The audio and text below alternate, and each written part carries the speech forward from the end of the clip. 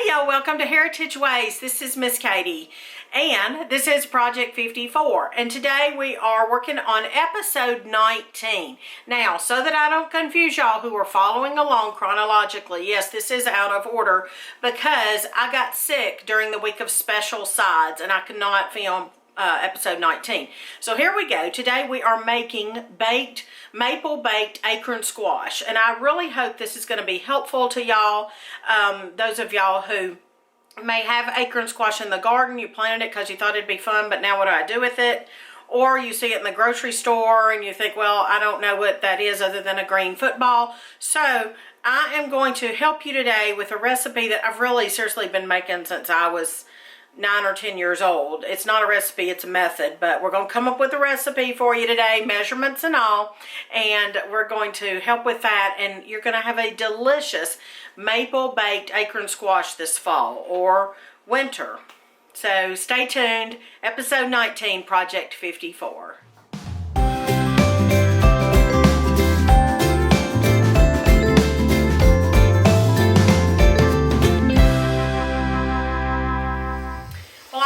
Katie, and this is Heritage Ways, where we honor home, celebrate heritage, and spread hope.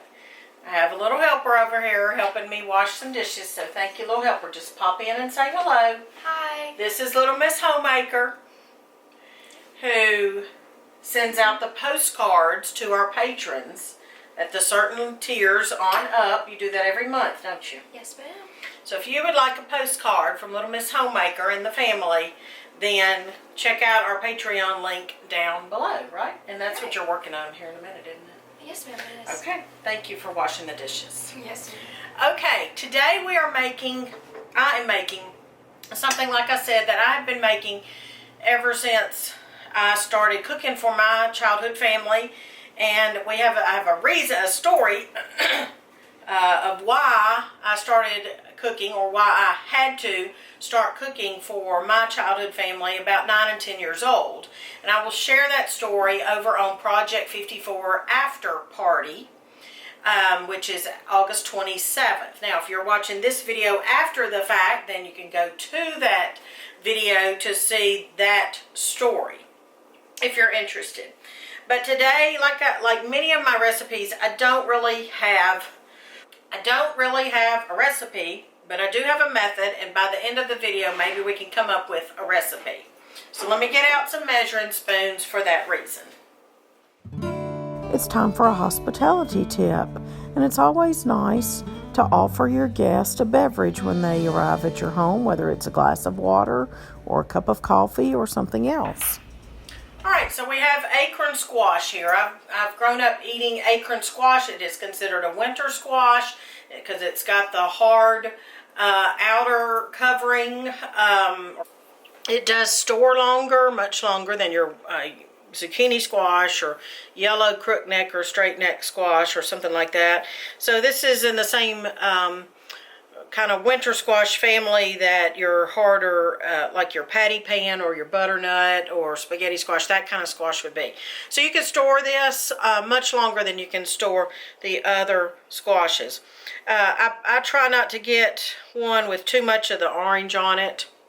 That just means it's started to ripen more, and I just try to get it where it's mostly green. So what I do, this can be tricky, but I kind of just try to cut it as evenly in half as possible. That's sometimes hard on these types of squashes, but just do the best you can. There we go, and I just leave that stem on, that doesn't matter. Alright, now to keep it level on the pan, I kind of like to do a little bit of a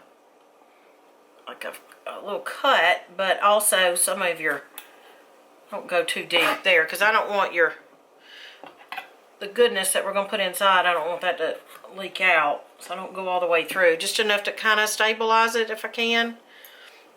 And also propping it up in there next to each other is going to make a difference too. This is a hard skin, which is the reason why it stores longer.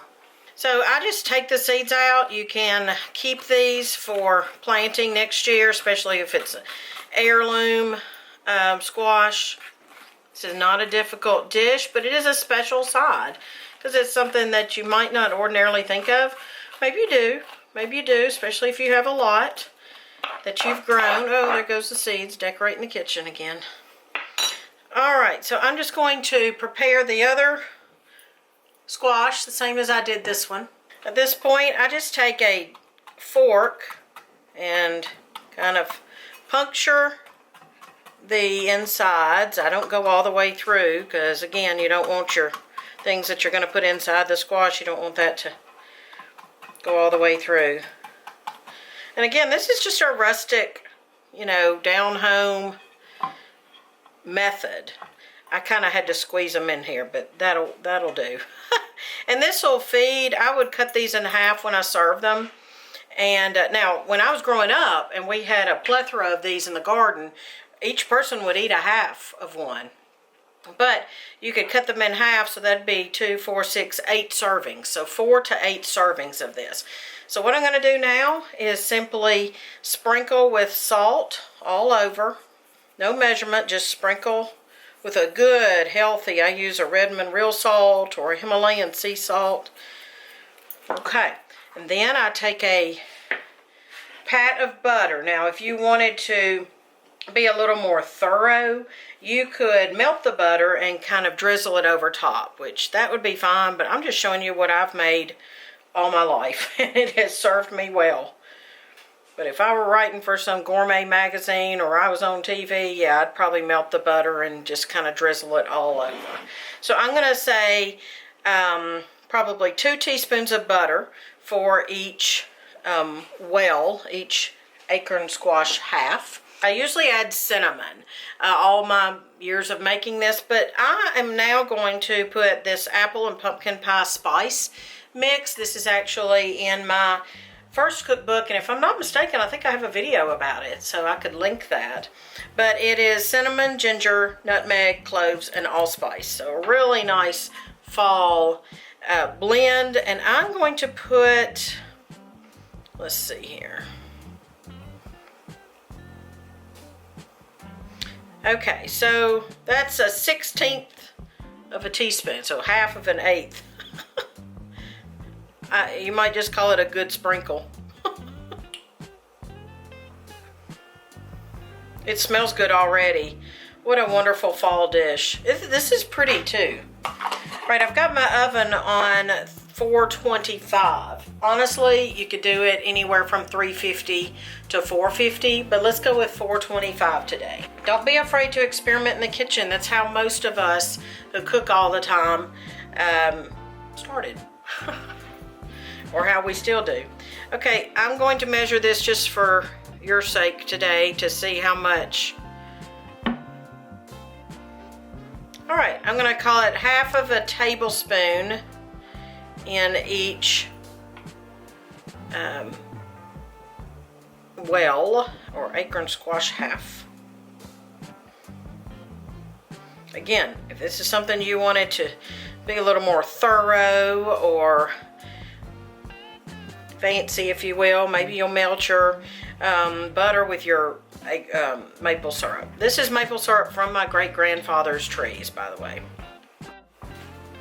We're going to put it in our 425-degree oven, and I'm going to put the timer on for 45 minutes, and then we're going to check it. Oh, it smells delicious. If you wanted to baste with a brush or a spoon, that would be a great idea.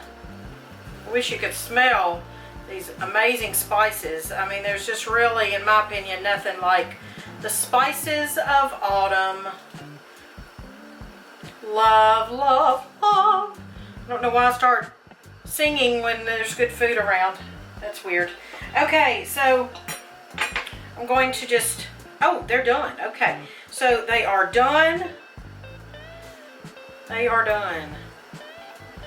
Now, this one right here could stand another 10 minutes or so. So that's what I'm going to do. I'm going to put them back in for another 10 minutes. I mean, they're edible now, but I want them a little bit softer. 10 more minutes. Ooh, yum. It smells so good. Look at that. Just look. It's a picture of deliciousness. Okay, and again, before you serve it, if you wanted to baste it, that would be fine, because in all honesty, when you cut it, the butter and syrup is going to go into your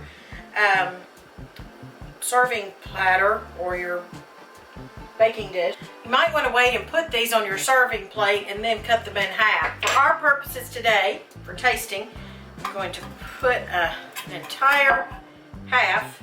Is that an oxymoron? Entire half. And I am going to taste it. And I just have to, it's so tender and hot.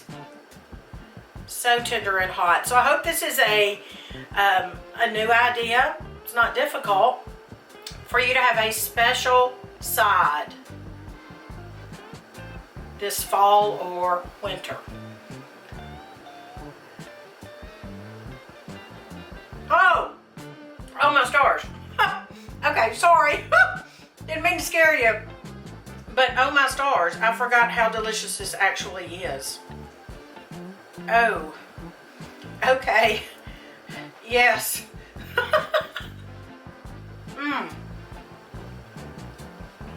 Try it, y'all. I will say, needs a little extra salt. But other than that, oh my stars. This is so good. See you next time, y'all. You know what I'll be doing for the next couple of minutes.